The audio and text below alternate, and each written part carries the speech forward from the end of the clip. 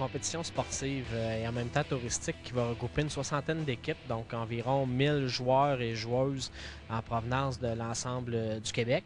Puis l'idée, c'est que, en fait, l'objectif, c'est tout simplement d'en faire un événement festif qui est appelé à être diffusé à la grandeur du Québec.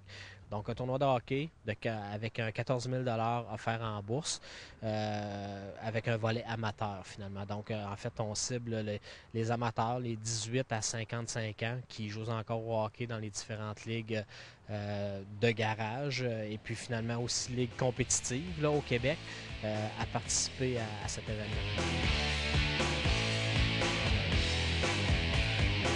En fait, c'est un peu une idée là, qui a émané de discussions qu'on a eues entre copains, de dire que bon, ça pourrait être intéressant de mettre en place un événement relevé, un événement unique, un événement authentique, puis qui serait reconnu à l'échelle provinciale. C'est complet à peu près à 90 les inscriptions. Par contre, on est en train de regarder qu'est-ce qu'on va faire avec ça. Est-ce qu'on extensionne un peu au niveau des inscriptions? Tout ça. Si on parle des catégories, au niveau amateur, il y a du B, il y a du C, il y a du récréatif et il y a la classe des 40 ans et plus.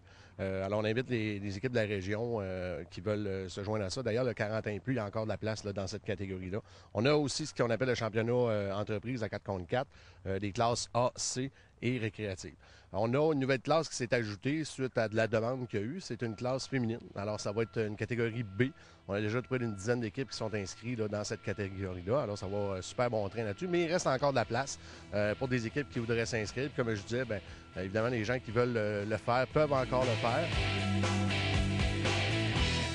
On parle d'environ plus d'une centaine de personnes impliquées directement à l'organisation dans les différents secteurs, que ce soit marqueurs, annonceurs, gestion des bénévoles, officiels, responsables de la réglementation, entretien, accueil des équipes. De dire sans eux, ça n'aurait pas lieu, ce type d'événement-là. Donc, vous avez M. Claude Gagnon des Caisses Desjardins, Luc Rémillard de la Société de développement économique.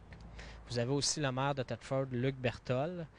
Vous avez aussi le ministre Laurent Lessard qui nous aide de point de vue financier, puis qu'on sait très bien que point de vue financier, ce genre d'événement-là a besoin d'être soutenu pour mettre des bases solides.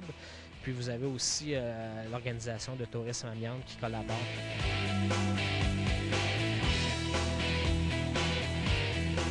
Si ça fonctionne bien, bien à ce moment-là, assurément que ça va ouvrir les portes pour une deuxième édition. Donc, l'objectif pour cette année, c'est de dire on va faire le premier événement, on va bien le faire, on va bien mettre les choses en place pour que ce soit solide puis fonctionnel. Puis à ce moment-là, ben, normalement, la demande devrait venir de par elle-même. Évidemment, les gens sont les bienvenus à l'Arena au Centre Mario-Gosselin ou dans le secteur Blatt-Lake ou encore à Coleraine. Le calendrier des matchs sera disponible sur le site web de l'événement. Alors, les gens pourront voir quelle équipe joue à quel moment.